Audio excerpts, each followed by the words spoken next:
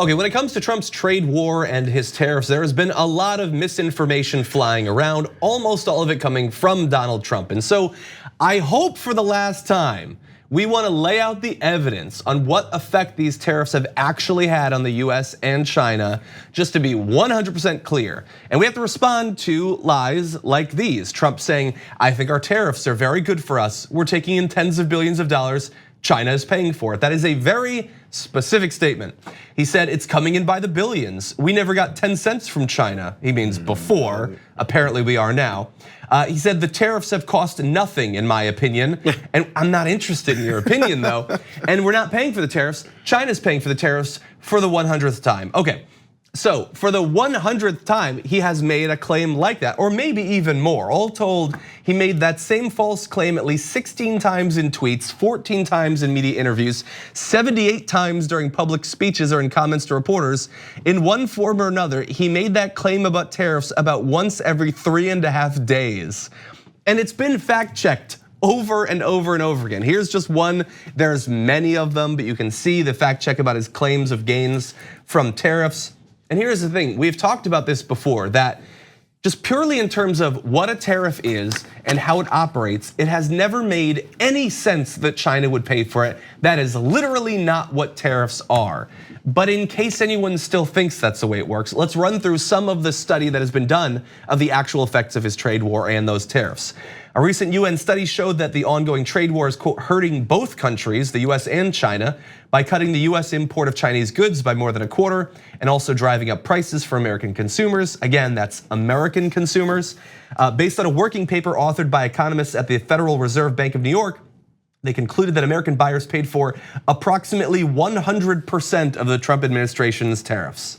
So this is no longer hypothetical. I mean, that should have been enough because we know what tariffs are. But now they've been going back and looking at the actual evidence from a couple of years of this trade war. We didn't just pay for some or most of these tariffs. We've paid for almost 100%, and it has been hurting us terribly ever since. So from someone like Trump, again, who has never had to pay for anything, consequences especially, when he said the tariffs have cost nothing, in my opinion, his opinion is that he hasn't had to deal with it in any kind of way. So of course, when he doesn't have to feel any of the brunt of anything, it's okay. This is the standing standard for everything he does. Does it affect me? The only way things get paid for is if he gets bad news, bad press in the news cycle. If he somehow isn't in power anymore or doesn't have authority over people, that's his monetary gains here. So as long as people continue to buy the craziness that he says, he's still winning. Of course, like you said, it's 108 times he pushed this propaganda. That's how things like that work. You've heard a million times. China's paying for it. We also heard that Mexico's paying for a wall. We heard all these things. We heard that he's and I mentioned in the last block how much he's done for the American people, how much he's done for black workers, how much he's done for women and Latinos. He's done none of these things, but he says it a million times. So that eventually, when you get into any kind of discussion with someone who's heard it, they just repeat the same talking points, but they don't have to have any basis behind it. They don't have to actually have the numbers to prove it. They just have to go, President said China's paying for it. Then he said China's paying for it. After that, he said China's paying for it. So therefore, that's all I can say, that China's paying for it. So China must be paying for it. And that's the sort of thing that when we criticize these news sites, Twitter accounts that just have a picture of Trump as a tweet and it says President Trump, China's paying for the tariffs or whatever. And those sites will be like, well, it's up to the people to decide. We're just reporting what the president said. That is newsworthy. It's the president. No, when you spread in misinformation like that, it has an effect. Hearing things, even if you heard that it was untrue, it can lead people to sort of, it's a normalized notion.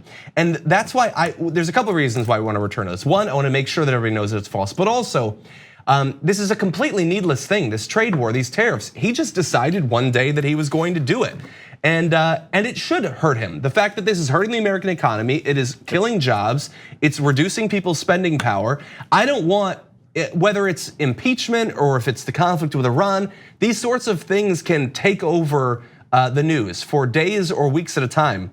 And there's this idea that the economy is doing very well. And I know what the news means when they say that stock market, the prices are going up a little bit. But for regular Americans, the people who are affected by things like these tariffs, it is not going well. And I don't think that any president should be able to simply send a few missiles somewhere and cause people to forget about the damage that he just up and chose to do to the American consumer. He even had to admit it in some kind of way when he said he had to bail out farmers and from the damage he did to them based off of the And he tariff. said China paid for that. Just give, it doesn't matter, because he can cover it up and say, hey, it's not me, it's someone else, and enough people will buy it. Yeah. So, except for the people who openly said, hey, we don't want the handout, we want to continue to work and make the money we were making and do it on a normal basis.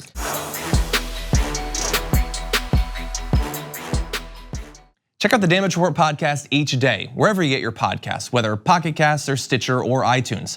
You can join me as I give you the news and stories you want, with a range of co-hosts and interview guests jumping in on the fun each day. Again, that's the Damage Report, wherever you get your podcasts. And if you get them at iTunes, don't forget to rate and review. Sometimes I'll read them live on the show.